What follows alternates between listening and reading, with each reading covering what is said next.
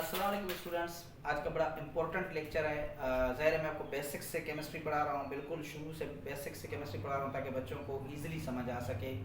ये स्पेशली उन बच्चों के लिए जिनकी केमिस्ट्री बहुत वीक है या जो समझते नहीं है, जिनमें कोई कन्फ्यूजन होती है, तो उस हवाले से मैं आप लोगों को जो है ना बेसिक टॉपिक समझा रहा हूँ। तो जैसे कि पहले हम लोगों ने मालिक्यूल समझ लिया था। मालिक्यूल क्या होता है? जब सेम एलिमेंट आपस में मिलते हैं, जैसे कि ये हाइड्रोजन है, ये आपस में मिल गए तो ये हमारे पास H2 बन गया, ये मालिक्यूल है।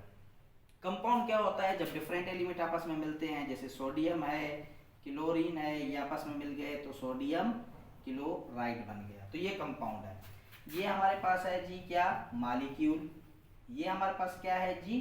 कंपाउंड है। क्योंकि जब डिफरेंट आपस में एटम मिले तो या एलिमेंट आपस में मिले कंपाउंड बन जाता है, जब सेम एलिमेंट आपस में मिले तो मालिक्यूल बन जाता है। लेकिन कुछ होते हैं मालिक्यूलर कंपाउंड, उसको आप मालिक्यूल भी कह सकते हो, इशू नहीं है, लेकिन फिर भी एक स्पेसिफिक नेम उनका है जिनको हम बोलते हैं मालिक्यूलर कंपाउंड। अब देखो इनको हम मालिक्यूलर कंपाउंड क्यों कहते हैं? देखो इसके अंदर है H2। अब देखो सेम एलिमेंट है, ये मालिक्यूल है।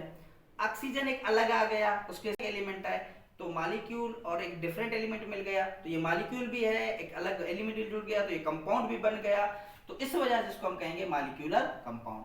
अब देखो ये ऑक्सीजन जो है ये मालिक्यूल है, ये डिफरेंट एक एलिमेंट भी इसके साथ जोड़ रहा है तो ये देखो कंपाउंड बन गया, तो ये कहलाएगा मालिक्यूलर कंपाउंड। अब इसी तरह देखो जैसे H3 ये मालिक्यूल है, ये डिफरेंट एक एलिमेंट आके इसके साथ जुड़ गया तो ये हमारे पास मालिक्यूलर कंपाउंड बन गया। इसी तरह मालिक्यूलर कंपाउंड क्या होते हैं?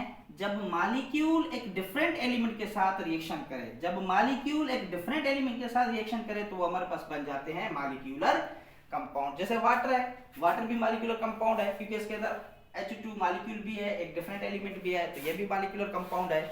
तो मालिक्यूलर कंपाउंड वो होते हैं जब मालिक्यूल खुद किसी डिफरेंट एलिमेंट के साथ रिएक्शन करें तो वो बन जाता है मालिक्यूलर कंपाउंड। इसको आप मालिक्यूल भी कह सकते हो, कोई इशू नहीं है, लेकिन इनके एक स्पेसिफिक जो नेम है, जो इनकी प्रॉपर्टी है, वो भी मैंने आप लोगों को इसके सामने बता दी। इसी तरह जैसे मालिक्यूल मैंने आपको समझाया कि मालिक्यूल क्या होता है जब सेम एलिमेंट आपस में मिले, कंपाउंड क्या होता है जब डिफरेंट एलिमेंट आपस में मिले, और मालिक्यूलर कंपाउंड क्या होता है जब मालिक्यूल और डिफरेंट एलिमेंट आपस में मिले तो वो मालिक्यूलर कंपाउंड बन जाता है। तो ये थोड़ी सी इसकी प्रॉपर्टीज है, मैंने आपको बता दी है। बेसिक ज़ाहिर हम सीख रहे हैं, बेसिक केमिस्ट्री सीख रहे हैं, तो ज़ाहिर आप लोग इसको सीखना चाहिए।